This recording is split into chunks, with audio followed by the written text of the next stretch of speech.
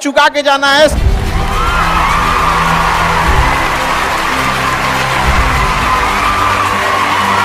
हमेशा याद रखिएगा, अकल बादाम खाने से नहीं, ठोकर खाने से आती है। हमने इतिहास से यह सीखा है कि इतिहास से कोई कुछ नहीं सीखता।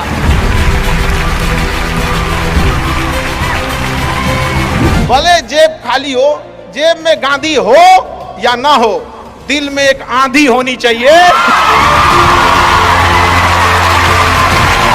जो बोले हैं, जो ठाने हैं, वो कर लेंगे यहाँ पर, और नहीं कर सकते हैं तो दुर्भाग्य है इस भारत की धरती पर जन्म लिया हुआ।